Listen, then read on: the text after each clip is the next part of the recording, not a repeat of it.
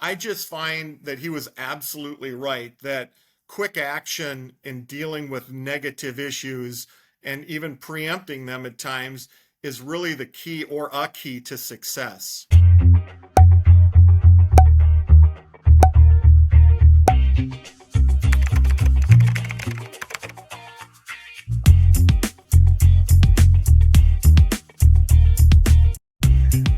Hello, and welcome to this episode of the Ask Valor Masterminds podcast, brought to you by Advanced Services and Fuse Networks. My name's Galen. And I'm Joe. And we're coming at you from the Creative Block Studios in Seattle, Washington. So, Joe, over 100 episodes in, how did this podcast journey come to be? Sure. So it first started out as a Facebook group page, and the purpose was to just bring business owners together to kind of just help one another, ask questions, share tips, almost like a mastermind group. Mm-hmm. So because of that, we formed the Ask Valor Masterminds, which was to bring on different guest speakers to talk about all different topics as it relates to business, to kind of help grow their business and grow them professionally. Awesome. And today we have Mr. Mark Rosner to join our podcast. But before we introduce him, Joe, what's the topic for today's episode? How to leave a lasting impression for your brand. Awesome. So we'll get into that a little bit more. But Mark, can you introduce yourself to our audience? Tell us how you got started in the industry and what your why is. Yeah, great. Thanks. Really appreciate the invite and looking forward to today. I really am a fair newbie at this. I started about 6 years ago, and I acquired this company called SS Design, and we're located in Lakeville, Minnesota. And a couple buddies of mine were actually in the business and owned it. I was in a previous world of filtration, really never had much experience in promotional products except purchasing them for our business. But an opportunity came up and they wanted to sell the company. So 6 years ago, I decided to jump into the business and am now the current president and CEO of SS Design. Nice. So what is your why? Why do you get up every day and do what you do? Well, the neat thing about the promotional business is, unlike almost every person out there is a potential customer of ours. Mm-hmm. And that's good and bad, really, because you have to be a little bit choosy or you can, run down the wrong road pretty easily in this business. But, it's really an opportunity. I've always been in sales and marketing, but the concept of how you can go out and help companies promote their brand, really thank their customers, recognize employees. A lot of people look at, and I was one of them, to be honest with you, a lot of people look at the promotional business as keychains and cheap little, items that are giveaway at a trade show. Right. And it doesn't have to be that way. We really are more focused on higher end wearables and apparel, really top-notch brands that you're wearing and promoting your brand as well. So it's really providing a service. We're very service oriented. A lot of our competitors are the big folks out there, and they're great companies, provide great products, but you've got to know exactly what you want and where to get it. And we're kind of that company when you're not sure. We're there to help you to really provide that marketing focus on what brand, how to promote your brand, what we might be able to provide you that you can wear or give to your customers that's going to help your company promote itself. And then you could help anyone in the country, right? Just not locally. So for our audience tuning in, if they've ever thought about that, we could give your contact information or the local person to get stuff set up all around the country, right? Absolutely. We sell to all 50 states. We actually have a sales representative in your area. So, but our strength areas are kind of the greater Midwest and kind of Pacific Northwest. But what happens is if you do a good job for a company in Seattle, they might have an office in California and they hear about you. And next thing you know, you're selling to California. So we really sell everywhere. Awesome. So let's get to know you, the individual, a little more. Joe, can you start with the first question, please? So Mark, what are some early lessons learned as an entrepreneur? Boy, that's a great question because I actually started a filtration business relatively young. And the thing that you realize, I think, pretty quickly is great entrepreneurs are risk takers. And that's why I really think that you'll see more successful entrepreneurs when they're younger, because as you know, in whether you start a restaurant or a promotional items company, a certain amount of them fail. So you've got to, have a pretty good gut to get into this and be able to tolerate the challenges of the business. Yeah. But what I found out is I like risk, and I was willing to take chances. It's a lot easier, when you're 26 years old versus 60 years old, because you have a lot more assets and things that you can lose as you get older. So, yeah, I think start early and be a risk taker are really two of the key points about entrepreneurs.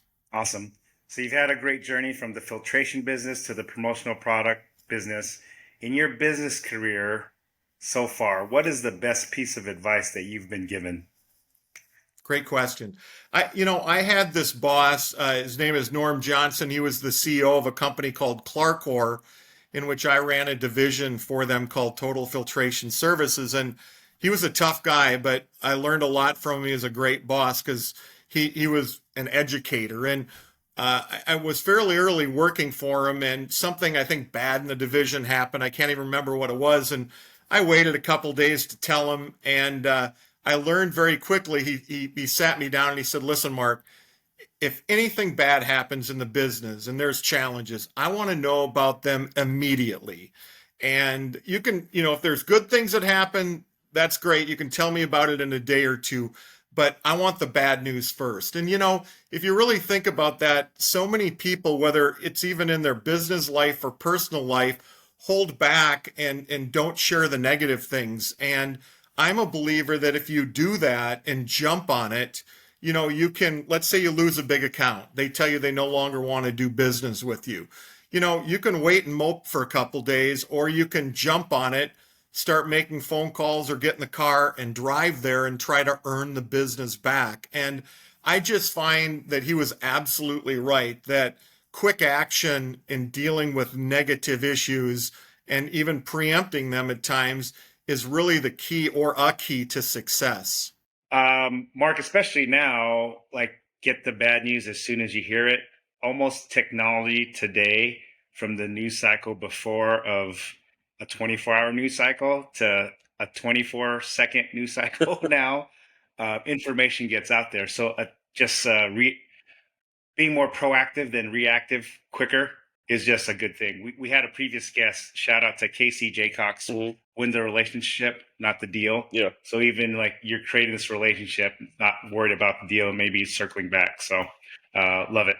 Last question, Joe. So I love this question, and I'm sure you will too, Mark. Why is marketing important? Boy, that's a great question. If the majority of my time is spent in sales, and so if I skip that for a second and look at sales is so easy to define because it's really the process of persuading people to buy something. It's that simple.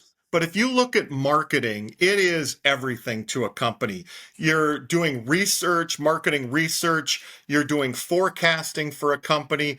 But I think the most important part of marketing is how you convince companies that your brand is important and that you're going to help build their brand. Because if you look at a company that is really out there, and sales is one thing, but the big companies that are really successful spend an inordinate amount of money on, one, protecting their brand, but also growing it. And, to me, the biggest part of marketing is that brand identity, is how you build that. If somebody calls up a friend and says, "Hey, I'm looking for some promotional products," and they say, "Hey, give SS Design a call," we've won that marketing battle.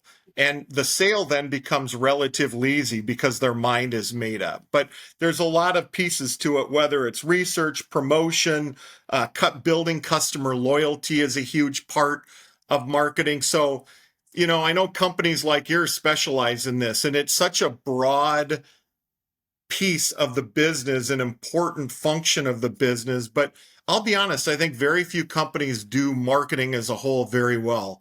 They might do little pieces of it, but to understand the whole concept and put it together, very challenging. Awesome. Well, thank you for that. Come to the part of our podcast, our A Advanced Services Pump You Up Quote of the Day. So, Mark, you provided a quote, and before I read that one, there's one I have which transitions well from what you just said. So, before I read yours, there's a quote from Jonah Sachs. Your brand is a story unfolding across all customer touch points. So, you just said that. Are there more popular touch points in terms of trends in the industry that you see of like a worthwhile promotional product, either for? Yeah, absolutely. I think Yeah. I think the number one trend is this movement from promotional products being a thank you to a customer to employee recognition. We're seeing this, in a matter of fact, a huge part of our sales are products we're delivering to employees. And there's a lot of research that's showing, cash compensation is great for employees, but recognition is such a huge piece of what they're doing. So what we're also finding is it achieves two goals. One, you're wearing that brand, but you're also thanking and appreciating the customer by giving them a really nice sweatshirt or, a polo or a backpack that there it Which is. happens to be one of your clients, one of our sponsors, Fuse Networks, created a nice online store, and employees get to pick kind of what they want. So empowering them. So No, absolutely. So that trend is definitely changing. It doesn't mean customer appreciation isn't still really important, but we're just seeing that a lot of the phone calls or calls we're making, people are asking for employee recognition gifts. Because I think it's important to build your brand when you have employees that are happy working there and they're happy to showcase their hat or the apparel that they're wearing. I think that goes a long way because I think it's important to keep your employees happy as well. right. Absolutely. All right, now I'll read your quote that you gave, and it's really, now this speaks to the difference with you guys, SS Design. The bitterness of inferior service and poor quality lingers long after the sweetness of low price is forgotten. So talk to us more about that, please. I think this is a great quote, and I found this maybe 25 years ago. And so it wasn't just a promotional products piece, but I actually took it, I typed it out, I cut it out, and I taped it to my desk just as a reminder every day of kind of our marketing strategy. And I think it actually originates from a quote from Lord Byron way back, and people have modified it. So the author's really unknown. But what we believe in is kind of less is more, and quality is one of the most important items in that. And I think that's one of the things that in the promotional business, it has a little bit of a bad name because a company will call up and want 500 hats, and somebody will sell them $5 hats that are falling apart. And you're putting your brand on that, and your brand is associated with it.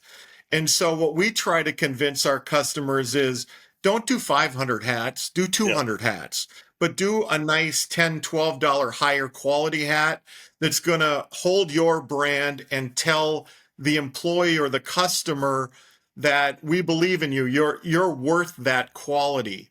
And I really think what that quote's all about. It's easy in business to be the low cost supplier, especially in this business, because you can buy a lot of junk. But you should hold out, sell the quality, and we talk a lot. And I'll be honest, it's a relatively easy sale. If you explain it well and they understand that their name is going on that product, it better represent them. That's awesome stuff. Joe, do you know? All right. We come to our Did You Know segment, our spot put on by Fuse Networks. HIPAA fines per record can be steep, with the consequences of noncompliance leading to penalties ranging from $100,000 to $50,000 per individual violation. Can your practice afford that kind of loss? Get your HIPAA compliance back on track with Fuse Networks. Call Fuse Networks, your local Seattle IT experts at 206-701-6040 for a compliance evaluation and reduce your risk. So I asked Mark for a couple stats in the promotional products world. I'm going to read them and get your thoughts. Some of these blew my mind.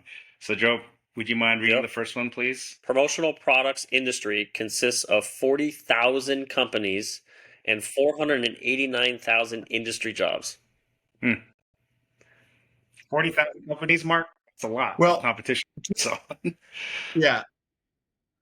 I mean, it is, but just to put this in perspective, there's 13,000 McDonald's in this country. That means there's 3 times more promotional products companies than there are McDonald's. And what you find is in this business, there's really about 5 major players, over $500 million. And they do a lot of internet sales. They're very process driven. They want to do things without people involved. And then there's about 39,900 and some Mm. mom and pop companies that literally vary from anywhere from 1 person up to, Yep. maybe 20 people.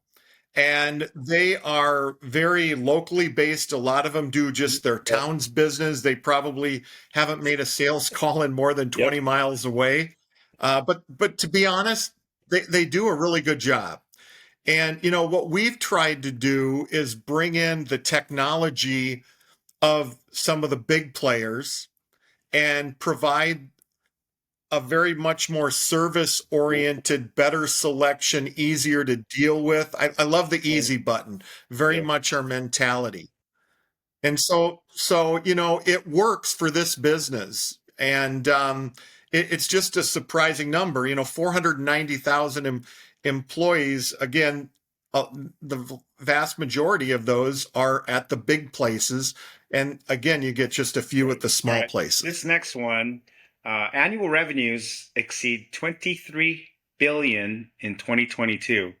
So my question to you is, we're almost at the end of 23. By the time this episode rolls out, it's probably 24. Do you see that number increasing in 2024 and beyond, or shrinking? What is your thought on that? Well, great question. I mean, if you read the marketing studies, it's going to grow.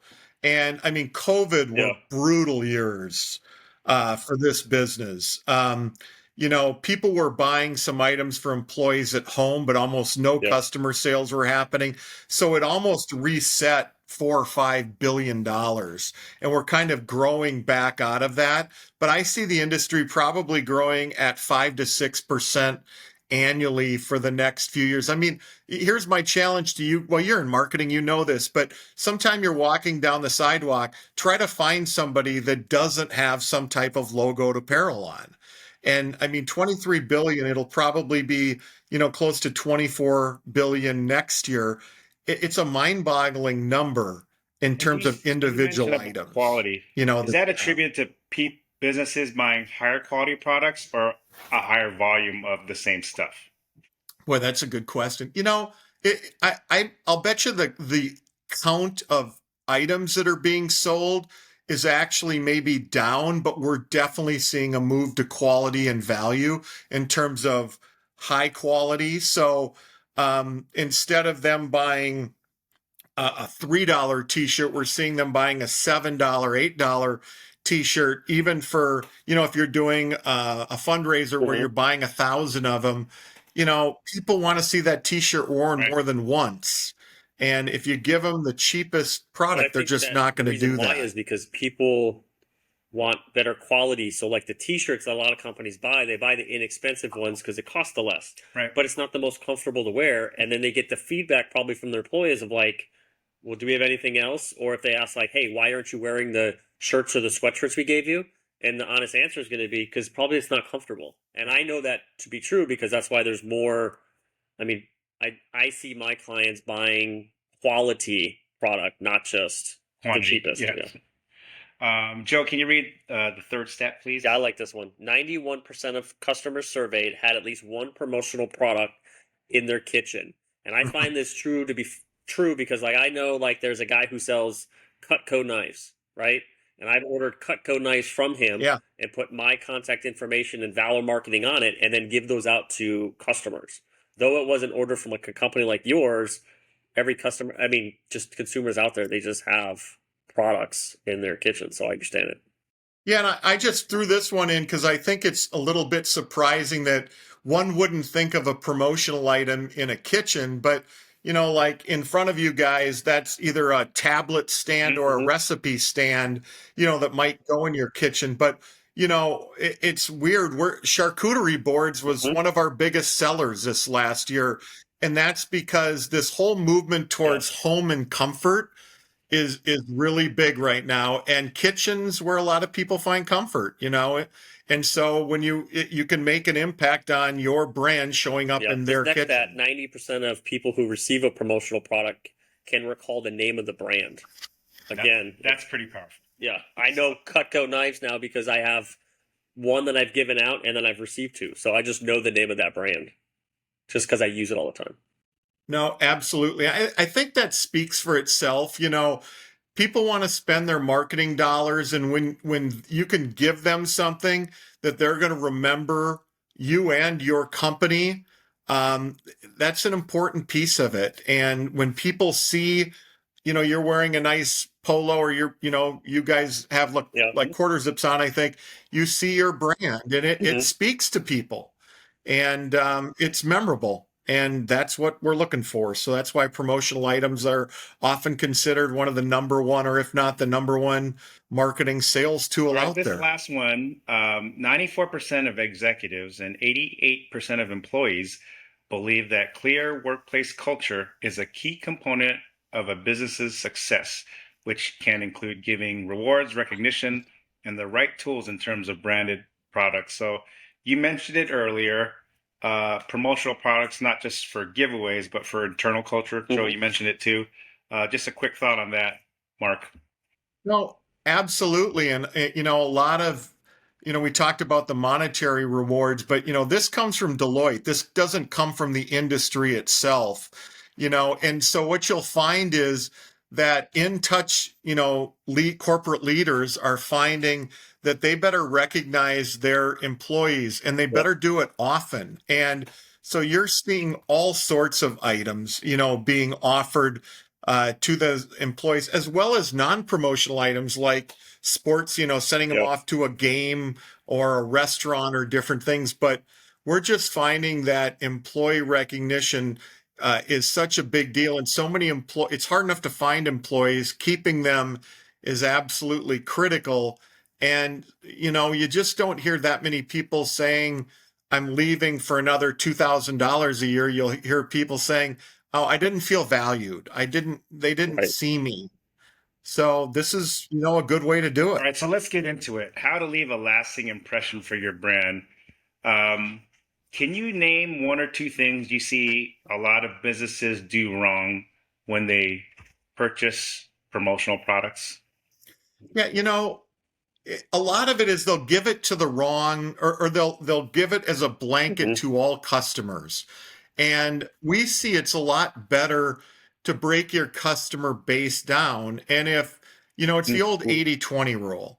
And if 20% of the customers do 80% of your total volume, you should focus much more of your effort Yep. on the 20 and give them bigger, more frequently, maybe a quarterly item for those to show that appreciation in them. And instead, what we hear people say is, I have 400 vendors. I want to send them all a drinkware, Yeah. like a thermal cup. And we're saying, well, that's great. Maybe we want to do that. But what if instead of that, we send that to the top 50, and then next quarter we send them a quarter Mm-hmm. zip or another product? So we're kind of more in their face with the brand and the thank you. So, Mark, what do you mean in the promotional world of like less is more? Talk to us about that point. Well, one of the things I mean about it is one, giving them less, but one is choices, and I think that's where we differentiate ourselves. There's this great study done at Columbia University that showed they did this research where they went to stores and offered 24 jams one day with $1 off coupon. Gave them, you guys know about this, yeah. Then they offered six, and they sold like 4 times as many when you offered less. So whether it's In-N-Out Burger or Costco, the average grocery store has like 20 some mustards. You go to Costco, you get one.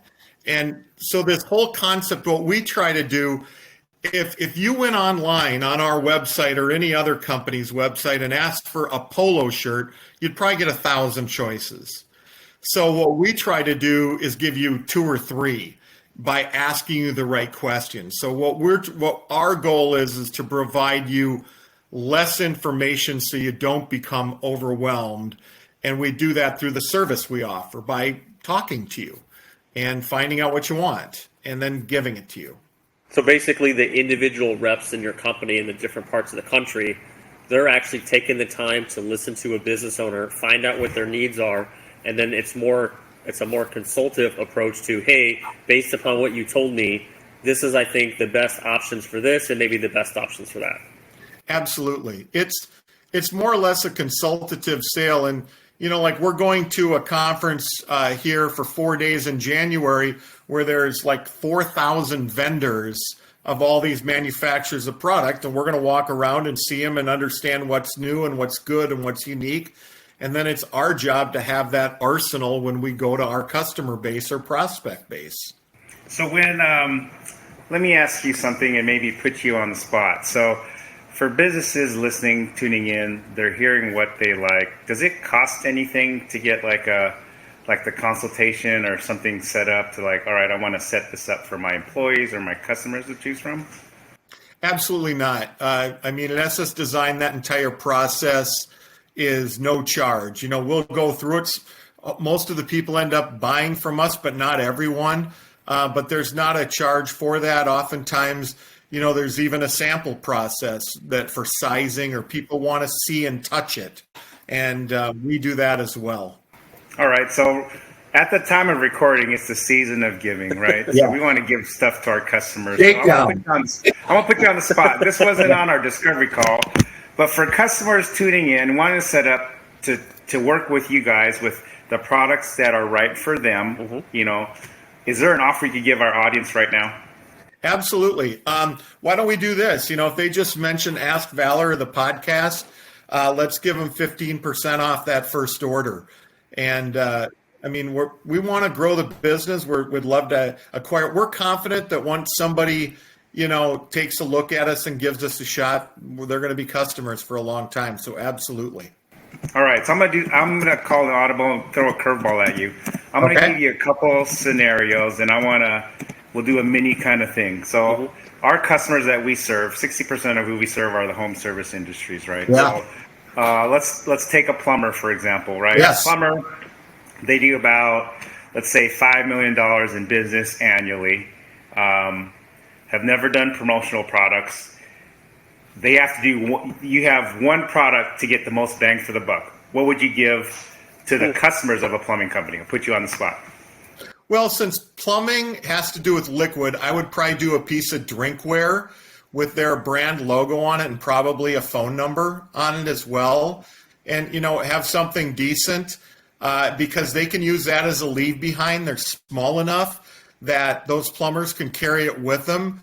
So they go in and put in a new shower for somebody and it costs $1,000 and, if something's going to happen 2 years from now, they leave that behind. They're going to remember them and they're going to have the phone number. And it's kind of a constant reminder of what they did.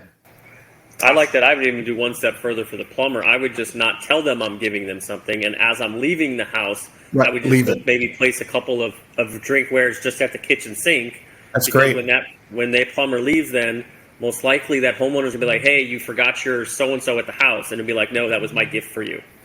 All right, next situation. So 20% of the business we work with are in the white collar industry. So legal, dental. So how about for a probate estate attorney that's been around for 40 plus years, a 4-attorney firm. If he had one product to give away for an estate attorney business, what would you give? Actually, I'll give you 2 products this time. Okay. I'll let you give 2 products away to customers. What would you initially think of? Well, there's 2 items. In the first, this is a personal choice because it has to do with alcohol. It's a bar backpack, but it's unbelievably nice. It's a $200 and some item. But you literally, if people go to somebody's home or away, it has a portable bar in it in terms of all the shakers, mixers, and all that kind of stuff, really high end. Some companies don't want to deal with that. And if not, what I would probably do is maybe a really high-end charcuterie picnic kind of thank you with a blanket or something like that, because you're going to be appealing to the people he's giving or she's giving that to, and not just them. And again, it kind of goes back towards that comfort. But what we find is that higher-end white-collar business tends to want really nice branded product. They're not as just conscious about their brand, but they want to see North Face or Patagonia or, we're finding they're a lot more top brand conscious. And just a side note, that's getting very, very difficult. Like companies like Patagonia want nothing to do with you putting your name on their products. So it's more challenging. We have some unbelievable product that looks and feels like Patagonia, and that's a lot less expensive. But if it doesn't say North Face or Patagonia, they don't want it. So, I think that's probably because you don't know the brand that's going next to it. So if it's a shitty company with a shitty reputation, right? Yeah. And you have by association. Here's this company, they're a crappy company, but here's this company, this is really good. They just don't want to probably be associated with those companies. Well, yeah, and a good example of that is when I think it was Nike went through that tennis shoe thing with the devil's blood thing on it. I mean, that cost them hundreds of millions of dollars. So, yeah, bad. They didn't have the choice. Somebody bought those and did it. So it's just interesting that certain top brands are becoming a lot more picky. And like if we'd sell a Patagonia jacket and wouldn't get approved what brand we put, like if we put a liquor brand, let's say it was Budweiser distributor, if we put Bud on a Patagonia jacket, they would never sell us a Patagonia jacket again. They want no liquor, none of that. So that's their choice. Yeah. So as we wrap up, how can our audience get in touch with you? Well, there's the easiest way is our website, which is info@samsamdesigninc.com. Mm-hmm. Or I'm happy to give my phone number if people want to call. Is that a good idea? Yeah, that's like the owner of Sub 70 Golf giving his cell phone on thank you cards. What is your direct line to our listeners? It's 952-240-1041. Always love business. Nice. Awesome. Hopefully we will spawn a generation of Mark Rosner fan club starting right here from the podcast. But no, Mark, this is great. We haven't had someone like you on our podcast to talk about the value of like leaving a lasting impression. Yeah. And especially nowadays, we do see like people investing in quality than quantity, and like the brand just makes so much sense. So thank you so much for joining us. If you go to the show, have some cool things, hit us back up. Maybe we'll bring you on again. You could share like what the trends are for the following year. But thank you so much for joining us. That's great. I really appreciate the opportunity, guys, and thank you so much.